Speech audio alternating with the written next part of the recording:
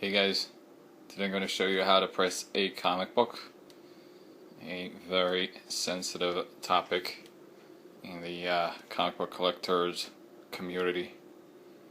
What we'll need is a dry mount pressing machine, such as this one, to do the job.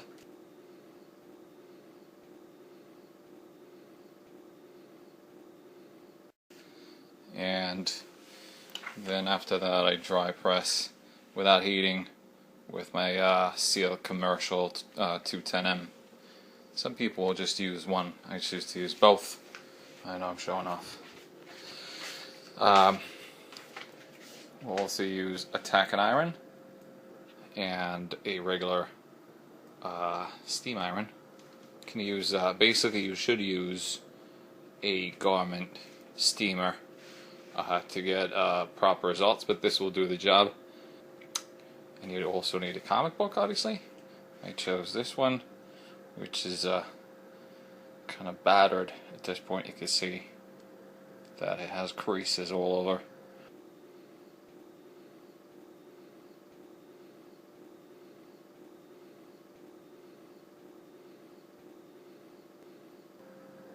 So what I usually do is I start by just introducing some moisture with the garment steamer. By doing such, you evenly spread the moisture around the book. Make sure you do not touch the book with it. You have to do so. You take the tack and iron and you basically just press it evenly around the book as such. Now I'm going to do it with two hands, so I'm going to put the camera on pause and show you what happened in a couple of minutes of doing that. Alright, now some people will choose to use a covering paper before they iron the book with the tack and iron.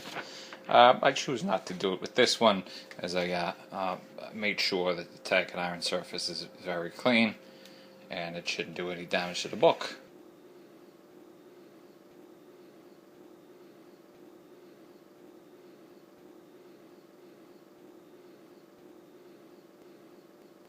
The other thing that I'm going to do right now is, just because these are tough creases, I'm going to go ahead and open the book and do the same thing on both sides when it's open, when the book is open, so it will be actually an easier pressing job. We'll do a more efficient pressing job. Now it's very important to also use a very stiff board underneath it, so this way it doesn't wrinkle further. Alright, so let me go ahead and do that, and I'll show you the results in a second. Now the front cover is done with with the tack and iron process. You can see it's a lot flatter, but it still has the creases still showing, obviously. That's a very stubborn crease there. What obviously it needs right now, well, the first thing I'm going to do is I'm going to switch to the back cover. There's also a crease over here, very deep crease that we're going to tackle right now with the same process. So I'm going to do that one, and then I will take that to the next stage. Second stage, well, first stage completed successfully. The back cover was actually a lot easier to tackle than the front. The crease is still there, but it's partially merging with the rest of the cover. Obviously, you can see that it's a little wobbly right now. It's because of the moisture that was introduced to the material. And now what we're going to do is we're going to take the book and stick it in. When you do that, I use this Teflon sheet as the top and just a regular solid paper at the bottom.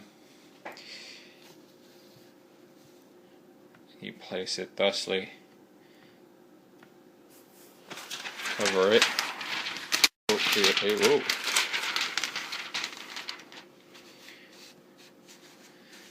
Obviously you'll have to get the dry mount machine to warm up before you're gonna press the book, and we're gonna leave it inside the dry mat machine, pressing machine, for about a minute, and then switch it over for the other side.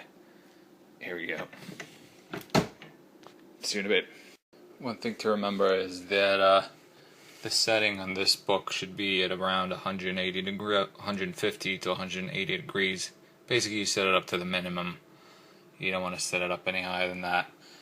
It's you always get better results if you leave the temperature at a low and keep the book there for about a minute or two. Sometimes you can keep them a little bit longer. With modern books, like anything that's 2000 and up, or even 95 and up, you may want to keep it to a minimum because the material is different. Let's do the other side. Cool. Time's up. Let's take the book out. Oh, stay there. And alright, so far this is good. It's coming along good. I mean, like you can see, the main crease is almost not present. It's still there. Obviously, it was a pretty bad crease to begin with, and it looks pretty good. A lot better than what it was before, obviously, but it's still wobbly, obviously, because it's all too fresh and the heat has done its job, and also it has still some moisture residue on it. The back cover is a lot better. The crease over there in the center is almost gone. It's still there, but it's almost completely diminished now. You can hardly tell that it's there. So now the final stage is we're going to go and stick that in the Seal 210M, and what I do is I leave it there overnight. It usually does the job that way.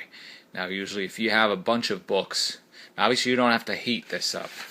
You don't have to heat the plate. You just seal it in the seal, for lack of better terms, and make sure all the edges are covered.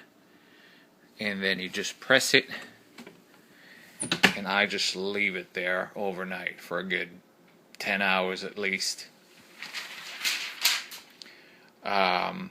If you have a few books and you could stack them up neatly, as long as they're even on the edges, and then remove the sponge in the bottom and just let it sit there for a whole day. This way, if you're dealing with volume books, then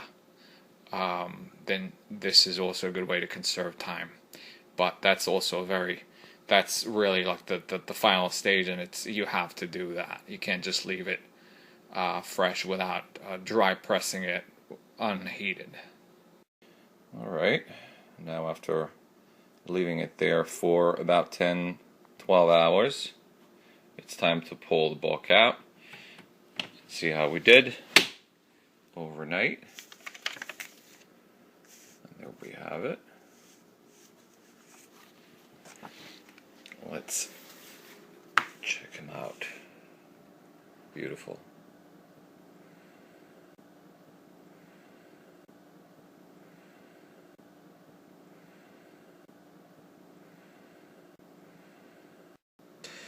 Let's look at the back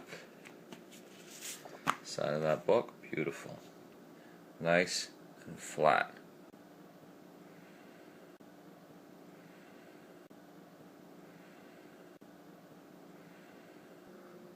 And there you have it.